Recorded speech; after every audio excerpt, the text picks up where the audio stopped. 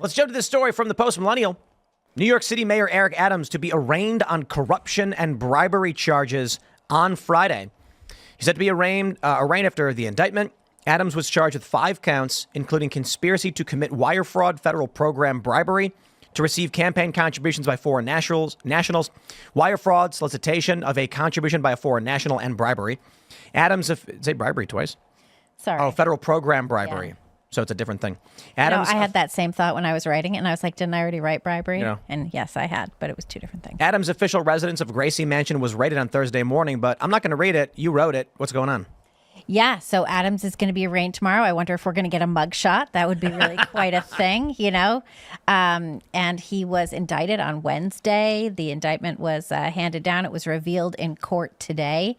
And basically, the story goes, according to the Department of Justice, that Eric Adams, since he decided to run for mayor in, 2018 for his 2021 run, ended up involved with Turkish officials, people with Turkish Airlines, that he was getting a whole bunch of free upgrades, you know, that anytime he had to travel, he would try and take Turkish Airlines because they'd give him free upgrades, that they also were funneling, Turkish Airlines and other Turkish officials were funneling campaign contributions illegally through straw man donors in the U.S. because it's not legal for them to contribute. Only individuals can contribute, and a whole bunch of other laws were allegedly broken through that the officials were like, how much can I give? And they found Turks in the U.S. to give them cash and funnel money that way. And then it's alleged that Turkey used their leverage over Adams recently, demanding that he get the Turkish consulate opened, despite it having not passed fire inspection. I believe it.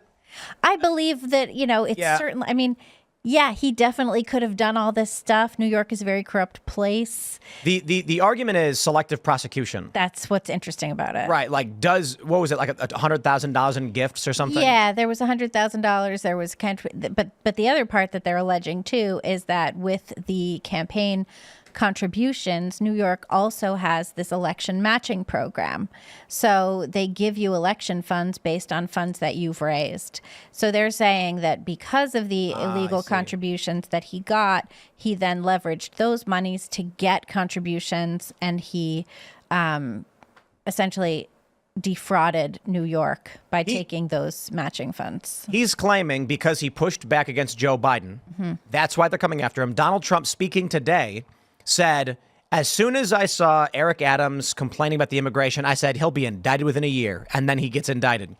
That being said, famously, Eric Adams was giving $4,000 per migrant family to permanently settle in New York, and it was a huge uproar only a couple weeks ago. So I don't really buy that the federal government was like, we better shut him down. Why? Because they wanted to go further than $4,000 per family to permanently settle in New York? I mean, that's egregious. There were one of his criticisms of the Biden administration, also one of Governor Kathy Hochul's criticisms, was basically, you are not issuing work permits fast enough for all these people who are here. I mean, they did push back against Biden. It's just not that they didn't become sort of pro mass deportation or anything. They pushed back in the way that you would expect a Democrat to, basically saying, you are not very good at this. You have created a problem we are now handling. That was all true. Give us more money and more resources right now, which, you know, on brand for them.